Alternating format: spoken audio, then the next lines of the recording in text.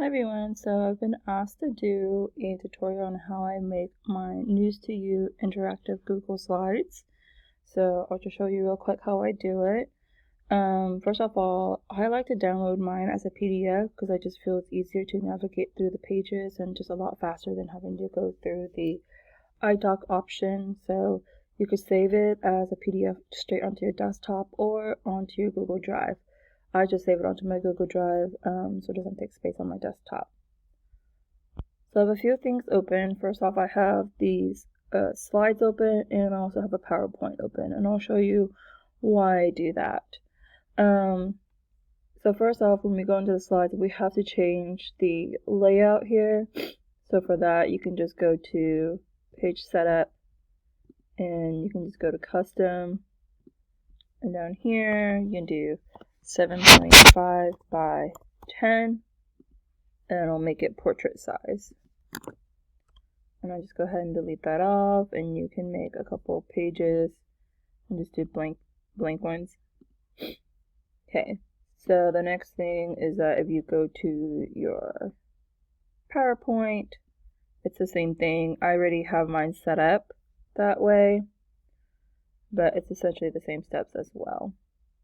Okay, so let's say I want this one. I'm on a Mac, so I just do a screen cap of it and screenshot out what I want exactly. And going back into my Google Slides, I choose image for the background, and I just go and find that one that I just screenshotted. It usually pops up in the corner, but you gotta move really fast before it disappears. So I wasn't fast enough in this instant. And there it is. So I just put it in there. And the reason why you can drop it as a background is so the kids can't delete it or move it or anything. So you can see I'm not able to do anything with it. It just sits in the background. So that's that one. So let's just move on to how I make like the draggable pieces and whatnot. So to do that, we'll go down here and essentially repeat the same steps.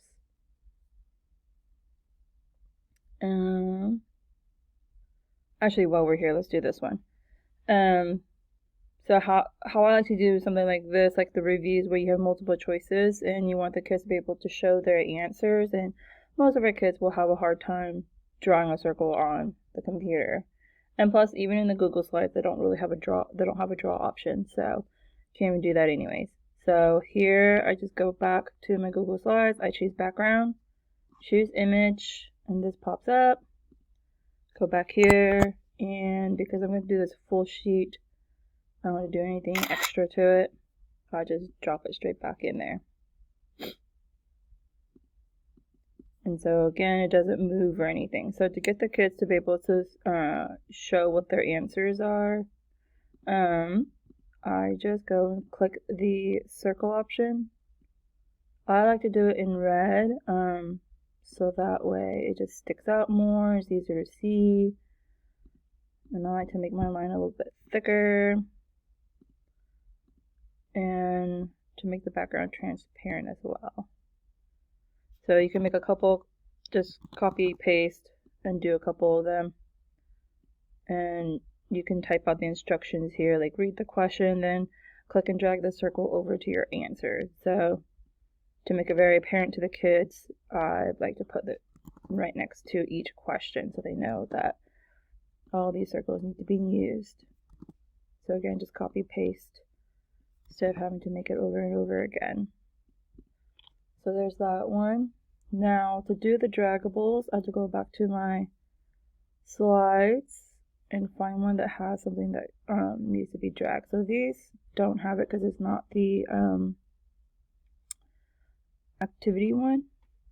So let me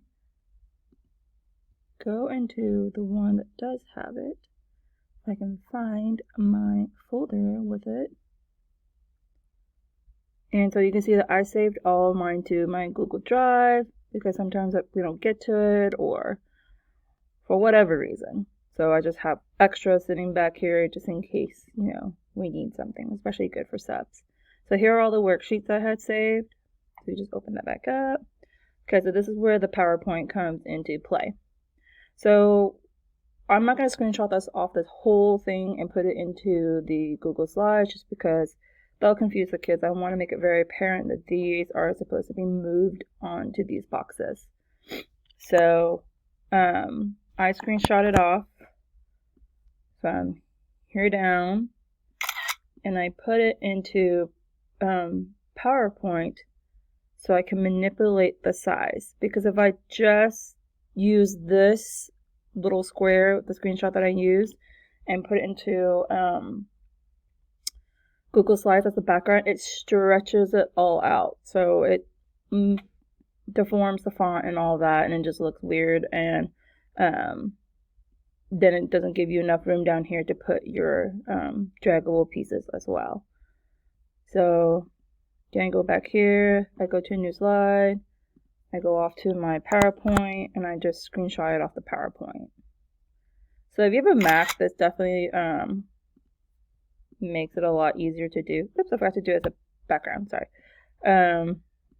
Because my work computer is a Windows based, and they use snipping tools, and you have to like go dig the image back out, whereas the Mac just sits there in the corner for a couple of seconds and you can use it right away.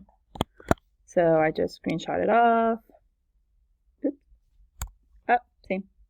Thinking and doing it at the same time is kind of hard. Screenshot it back off in the PowerPoint, the whole thing, so that we can keep the size of the actual worksheet. Go back here into the background, drop it, and now you have that whole worksheet here, and you still have that empty space down here. Well, let me show you what it actually would look like if you had just screenshot that and use it as a background straight from your doc or from your drive or PDF or whatever. So if you were just to do that and not use the PowerPoint method, this is what it ends up looking like. So you can see it's all distorted and stretched out and all that, and then you won't have room down here for the draggables. I mean, you could put the draggables on the side, that's fine. I guess it's just really up for your preference, but I don't like that it's all distorted. So I try to keep it, you know, nice and neat and uniform with the other sheets as well. So you could just kind of repeat the same process for the draggables. This part's kind of tedious just because you have to go in and screenshot each piece. So that's where I really like it for the Mac, because it sits in the corner, and you can just drag it on over. And I first laid over one of the squares just to get the size right, and I just repeat that process over and over.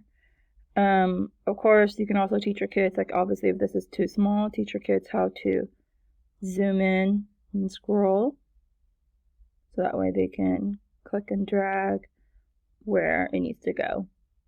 So, and that's it. That's how I make my Google Slides.